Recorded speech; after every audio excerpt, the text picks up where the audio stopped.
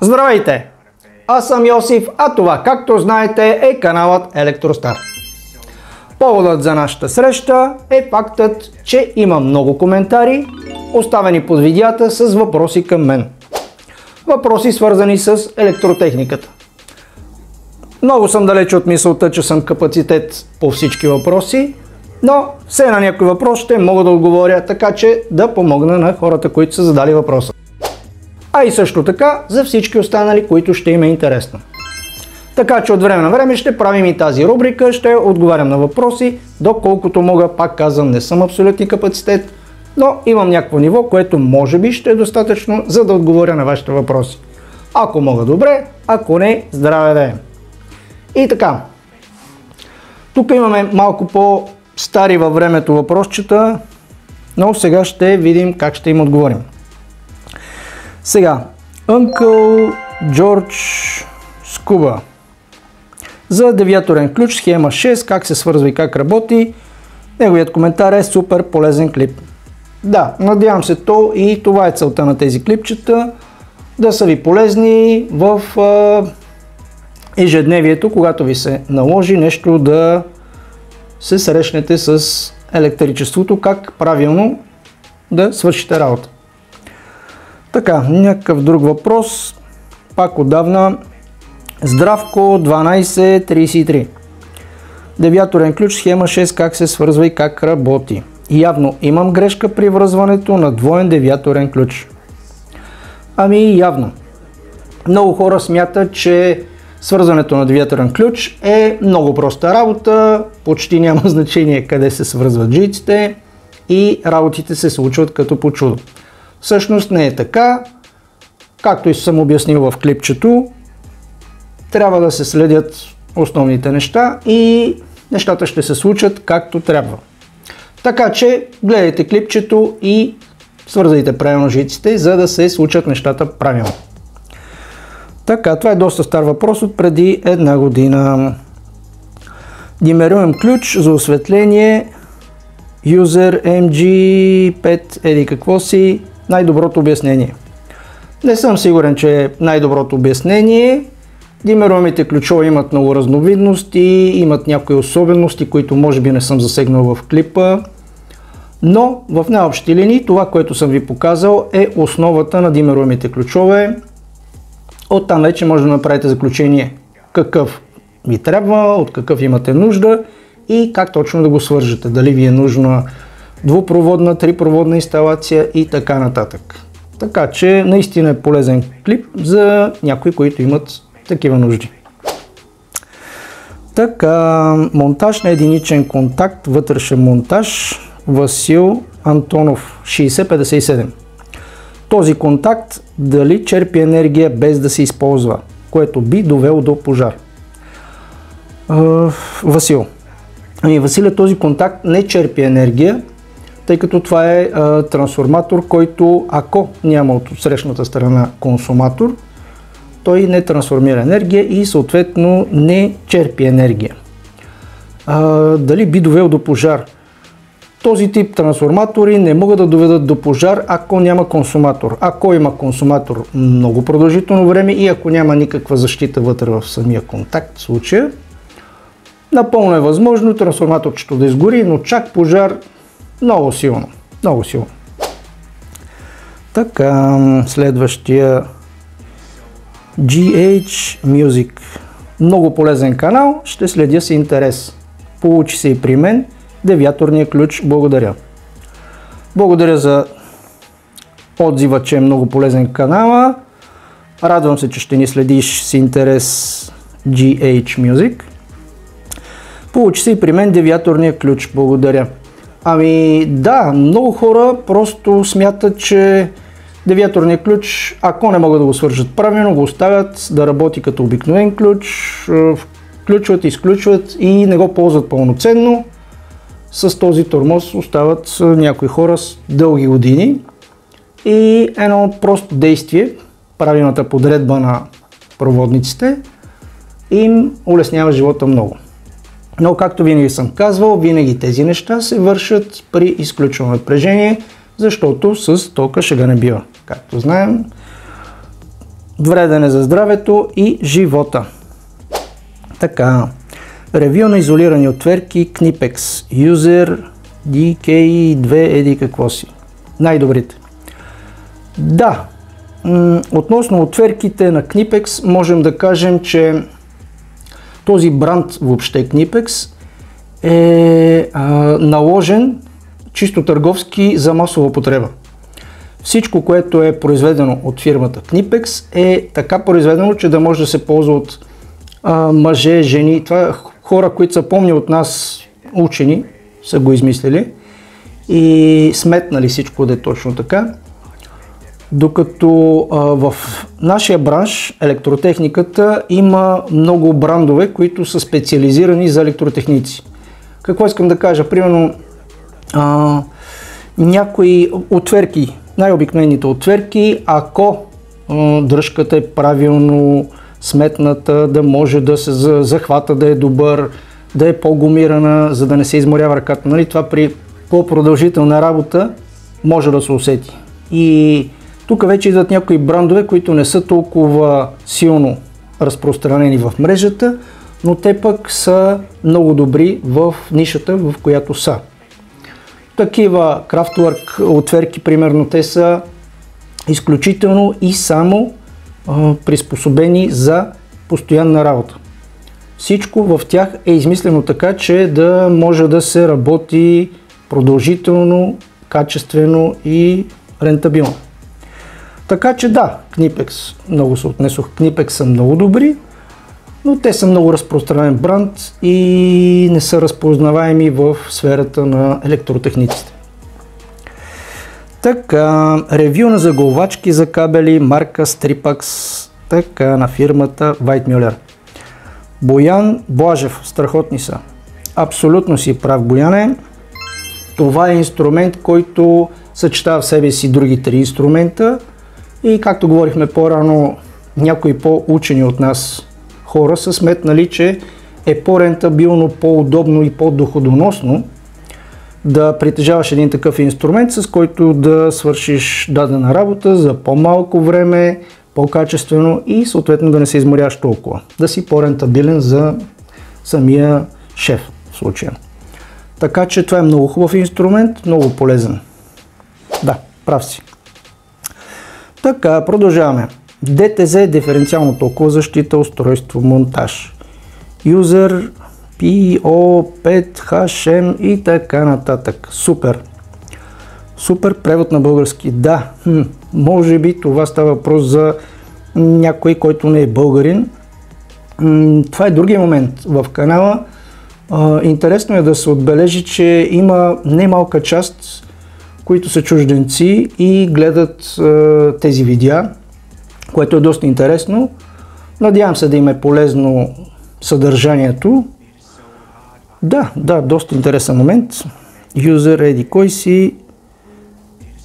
Супер. И не, какво да правя? Така, кръстат ключ схема 7, добре обяснено. Така, Иван Георгиев 8984. Кръстат ключ. Знаете ли, в мрежата, в YouTube, относно кръстатия ключ няма особено много информация и видеа, което е много странно. Нали, все пак, да, не се използва толкова много кръстат ключ, но въпреки всичко трябва да има обяснение, някой ако има желание и нужда, как точно да си го свържа. Така че радвам се, че те не са много хората, които търсят, но тези, които търсят, всичките идват при нас и гледат за кръстатия ключ, как се свързва. Надявам се да им е полезно това, което видят и да го използват в практиката. Така, автоматичен прекъсвач, устройство, начин на работа. Дявол 666, много хубав никнейм. Много добре направено видео, благодаря. Дявол 666, радвам се, че ти харесва видеото, благодаря, може би нещо ти е помогнало. Това е целта на тези видеа. Те са по-скоро с развлекателна цел и ниво на обучение. Да, радвам се, че ти харесва видеото. Така, монтаж на ключ за осветление, схема 1. Това е едно от първите видеа, да. Пак Дявол 666. Правя малък ремонт вкъщи и сменям ключовете и прекарвам някои нови трасета. Благодаря за видеото, чудесно обяснено и показано. Браво! Харесва ми, че предприемате такива стъпки да сменяте трасета, ключове и така нататък. Тук има един тънък момент. Ако сте готови да се наемете с тази задача сами да си свършите работа, трябва много да внимавате всичко да е точно направено. И явно такива видеа са полезни за вас. Благодаря за видеото, чудесно обяснение показано. Радвам се, че ви харесва. Това е и основната цел на цялото занятие. Апартаментно електрическо табло, устройство и монтаж. Кисто 4252. Строим къща и това много ще помогне. Да, особено когато сме в строеж, сме в реконструкция, е хубаво да не забравяме електрическата инсталация и в случая апартаментното табло. Някои хора се подвеждат от мисълта, тя е работила до сега, нищо и няма. Въобще не е така. Хубаво е да се погледне дали всичко е точно, дали е наред. Другото, което съм ви казвал, може би, във видеята е, че е хубаво за контактите да се предвидят по време на грубия строеж точно къде ще са контактните излази до милиметър, както се казва. Трябва да знаете къде ще стоят мебелите, къде ще стои телевизора, всичко и контактите ги слагаме точно където трябва. Никакви удължители, никакви глупости. Всичко да е точно до милиметър. Правиме го един път и забравяме за няколко години. Може би десетки години. Къде точно да са излазите. Така че радвам се, че това ви помага за апартаментното табло, точно къде и как да стои и как да си го направите. Сега тук има един тънък момент. При такава работа е хубаво да потърсите съдействие от електротехник. Лицензиран електротехник, който ще дойде, ще ви монтира таблото, ще изчисли всички мощности, за да не се занимавате вие с глупости. Ще изчисли всички мощности, квадрат на кабелите, трасета, абсолютно всичко. Вашата работа е само да кажете къде искате да се направят примерно контактните излази, осветление и така нататък. Каква е целта на това да викнете лицензиран електротехник? След като си свърши работа този човек, той ви дава гаранция. Независимо колко е дълга гаранцията, той ви дава гаранция за извършената работа. И ако нещо се случи, в гаранцията е той да поеме оправянето на този проблем. Което ако вие си свършите работата и се случи нещо, не по 2, а по 3 ще ви излезе сметката в крайна сметка и ще бъдете прецакани. Говори и финансово, и физически, и психически, и всякак ще бъдете прецакани. Така че най-добрият вариант при такова по-сериозно мероприятие от електротехниката е да наемете електротехник, който знае какво, как и точно ще свърши работа. Това е, което мога да ви кажа относно апартаментното електрическо табло. Така, пак имаме за апартаментно електрическо табло и монтаж устройство Sunshine Girl. Sunshine Girl. Хубав никнейм. Благодаря ви, беше много полезно. Най-вероятно и на Sunshine сме извършили работа. Това е целта. Все пак трябва да знаете кое как работи във вашата къща и каква му е целта, как точно функционира, как правилно да го обслужите, дори всичко това е от значение. Така, да продължаваме. Девиаторен ключ, схема 6. Как се свързва и как работи. Да, това е може би едно от видеята, което е най-търсено. Юзер, OU1 и така нататък, не мога да го прочета. Страхотно отначало, аз ги обърках така, но на ключетата има схемичка на връзване и се получи. Моля те, качи клип и за връзване на ПВ-та. ПВ-та, а не павет. Така. Страхотно отначало и аз ги обърках, но на ключетата има схемичка на връзване. Почти винаги, да не кажа задължително, върху опаковката на самите ключета и има схема, която трябва да се спази, за да се случат нещата. Ако спазиме схемата и знаеме проводниците кой е, нещата ще се случат 100%. Единствената разлика е, че някои производители по един начин обозначават свързващите проводници, другите по друг. Това е. Но в най-общи линии на схемата става доста ясно, като се погледне как точно трябва да се свържат.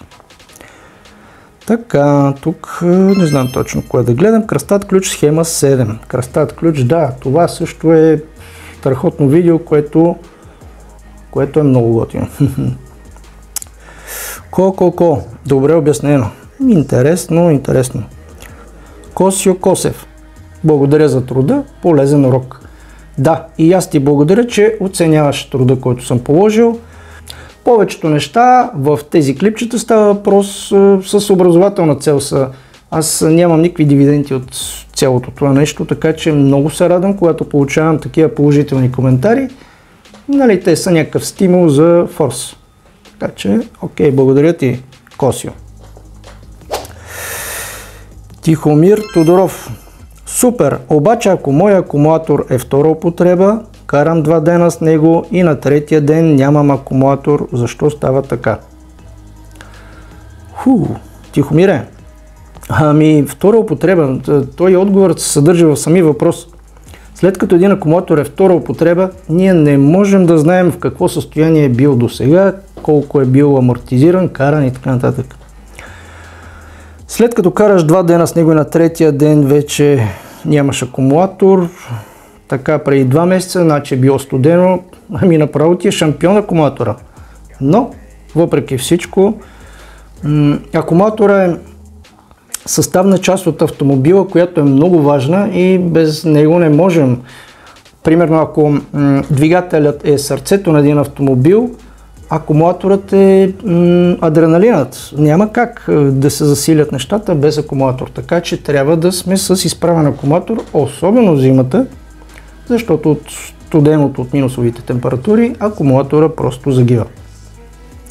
Така че моя съвет е изхвърляй. И нов. Знам, че е стотинки, обаче се налага. Така, Веско Кичилиев. Качвай по-често. Да. Приемам го това като градивна критика. Качвай по-често. Да, доста са редки видеята, да не кажа много редки. Идеята сега тази година е с нашия спонсор от Whitebook. Сме решили да ги направим по-гъсти, по-тематични и така. Да, благодаря ти за критиката, приемам я. Положително. Така, Мишо Селмера. Може ли да направите клипчета как се свързват различни релета, контактори, звънчев трансформатор, аресторни защити и електромери? Мишо, можем, много неща можем. Тук има доста интересни неща, от които си написал релета. Примерно в релетата и контакторите има неща, които имат особености, които е хубаво да се обяснят. Звънчев трансформатор, аресторни защити. Интересно, наскоро с един колега обсъждахме аресторните защити и той ми предложи да направя клипче на тази тема. Аз се двоумях, но явно има интерес. Ще го помислим този въпрос. С аресторните защити може би ще станат нещата. Електромери също. Да, тук с електромерите е хубаво да има някои обяснения, за да може да знаем как точно функционират и как правилно се свързва един електромер. Интересно. Продължаваме.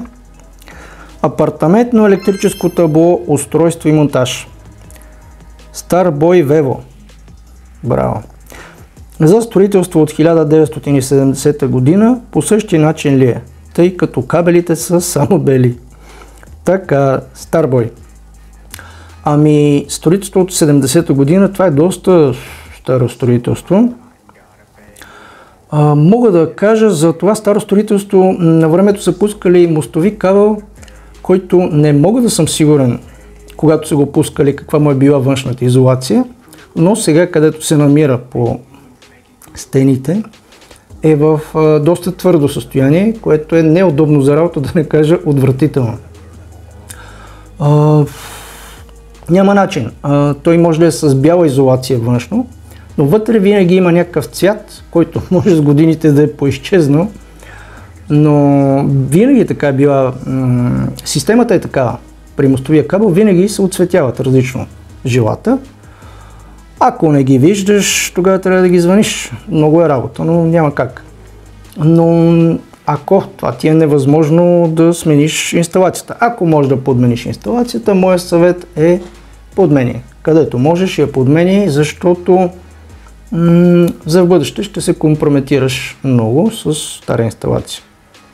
Друг път ще ви обяснявам какви са минусите на стари кабели амортизирани. Да. Иначе, по същия начин, след като е за апартаментно електрическо табло, въпросът ти най-вероятно е как се свързват. Да, по същия начин е.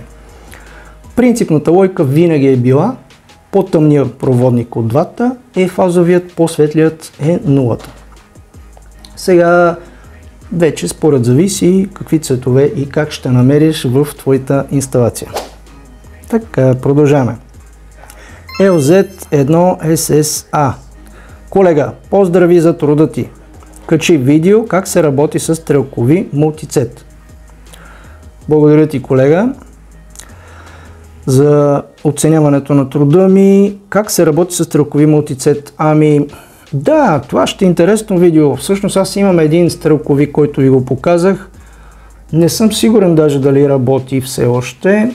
Ползвал съм го преди много време, съм го ползвал. Трябва да видя дали мога да го съживя. Ако го съживя, може и да направим някое видео да стане интересно. Да. Благодаря ти, LZ. Така, Dark 00077. Тук има и времева точка 503. Сега ще видим. Ето защо моят плафон на всеки 2 месеца изгаря и го сменям с нов. Монтирал съм го на село в стара къща с стара инсталация, където едно време хората са прекъсвали нулата, а не както сега фазата. Благодарности, приятел, за информацията, която случайно научих от теб сега. Така, браво, много дълъг коментар, нека да погледнем от начало. Ето защо моят плафон на всеки 2 месеца изгаря и го сменям с нов. Така, за да изгаря, значи трябва да е LED плафон. LED плафоните, както съм ви обяснил, изгарят поради няколко причини и основната от които е производството. Те, ако са произведени от братята китайци, със сигурност качеството е по-ниско, съответно и цената ни е доста достъпна, но качеството е по-ниско. Оттам трансформаторите и всички други елементи са с по-ниско качество, но това е, за тази цена е това качеството, няма какво друго да търсим. Така, след като има стара инсталация човекът и едно време хората са прекъсвали нулата, така, значи най-вероятно са му прекъснали нулата на ключа.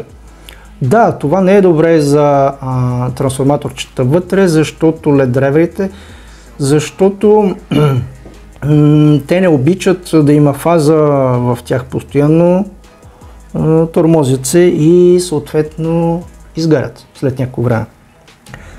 Така, благодарности, приятел, за тази информация, която случайно научих сега от теб. Това много ми харесва случайно. Радвам се, че случайно си видял такова клипче и си научил нещо от мен. Радвам се, наистина се радвам. Надявам се за в бъдеще да гледаш клипчетата и така да продължаваш да си смел в оценките си. Браво! Пламен Арменчев. Правилно ли го чета? Пламен Арменчев. Така. Благодаря. Много полезно видео.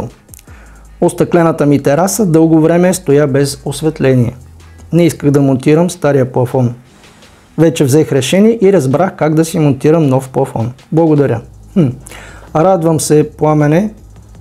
Радвам се, че остъклената ти тераса вече ще има LED плафон. Да. Това е целта. Малко да разчупиме това сиво ежедневие с тези стари кружки, примерно по терасите. Хората си оставят кружка, казват какво толкова, тя свети. Свети, ама нито е безопасна, нито е толкова функционална, нито е естетически издържана. Просто трябва да си изхвърли всичко старо и да слага ново. Да, ще сложим някакъв китайски боклук, който ще изкара 2 месеца, но нищо, ще го изхвърлим, ще сложим нов.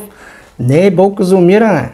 Трябва да дърпаме напред. Стига с тия стари кружки, фасонки и жици, някакви такива се разхождат, опасни. Моля ви се. Браво, Пламене. Така, благодаря. Радвам се, че ти е свършил работа видеото. Да, супер. Така, Lord Веселенус 666. Здравейте, имам въпрос. Лесно ли се сменят диодите в плафона, когато изгорят и изобщо възможно ли? Интересен въпрос. На този въпрос ще отговоря отзад напред. Изобщо възможно ли? Разбира се, че е възможно. Всичко е възможно и в електротехниката, както и във всеки друг спорт. Така. Няма начин да не е възможно. Друг е въпросът дали е рентабилно, практично и финансово издържано. Така. Лесно ли се сменят? Лесно се сменят всякакви диоди, стига да имате абсолютно същата матрица диоди. Абсолютно също. Ако е малко по-различна на физика, тогава може да имате затруднения. Също така трябва да се прецени за какъв волтаж са изчислени, каква е цветната температура и така нататък. Какво е свързването, дали е посредством клеми, запояване и така нататък и така нататък. Нещата стават много дебели. Оказва се, че този труд не е рентабилен от финансова, времева и всякаква друга гледна точка. Най-добрият вариант е изхвърляте старото, слагате ново. По възможност слагате същия диаметър, същия вид, за да нямате проблем с визуализацията на тавана. Така че не си заслужава труда, просто ще се вкараш в приключения. Не. Така, Ясен Бойчев. Работя от години с Megger AVO 410 и съм много доволен. Ясен е. Това е страхотен мултицет Megger. Да, и аз работя от доста време с него. Много е добър, много е практичен. Супер е. За тази цена и тези възможности е идеален. Така че мнението ти е много меродавно. Супер. Така, да видим още някой. Дявол, ето го, нашия дявол пак 666, дългоочаквано видео, страхотно и благодаря много за съветите, успех. Този коментар е написан под видеото Мултитестър. Дългоочаквано, да, така е. Може би много хора очакваха някакво видео с измервателни уреди, в случая Мултитестър, Мултицет, нали, както обичаме да казваме. За в бъдеще очаквайте видеа с, примерно с амперклещи, с пробници и такава тематика. Мисля, че ще бъде много интересно и полезно. Така, този никнейм не мога да го прочета. DKNCHV. Здравейте! Желателно ли е да се монтира ДТЗ към кръга на осветлението или не е необходимо? Благодаря. DK. Сега, желателно ли е да се монтира ДТЗ към осветлението? Не е желателно. Може да се каже препоръчително в някои случаи, но не е желателно. Каква е идеята на дефектна токовата защита? Диференциална токовата защита или ДТЗ-то? Идеята е такава, ако по някаква причина посредством докосване осъществим контакт между земя и фазов проводник, дефектна токовата защита да изключи. Предполага се, че на тавана горе нямаме работа да докосваме осветителното тяло. Или ако го докоснем, ние сме се качили на нещо, което най-вероятно е диелектрик, така че е много малко вероятно горе да ни се случи нещо подобно. Другият момент е, че повечето осветителни тела вече са от диелектрични материали, няма ги тия стари моменти с разни метални осветителни тела и така нататък. Така че в най-общи линии не се препоръчва. Не е задължително. Но ако желаеш, може да си сложиш. Нека да продължим. Тук имаме кръстат ключ схема 7. Иван Цолов. Радвам се, че има видео и за кръстат ключ вече. Ами да, кръстат ключ, както ви казах, е доста интересно видео и малкото хора, които имат нужда от него, го намериха в нашия канал. Благодаря. Божидар 939. Благодаря за труда, който си положил. Да, много ти благодаря и аз, че оценяваш труда, който съм положил. Венцислав Гласков. Надявам се правилно да го прочитам.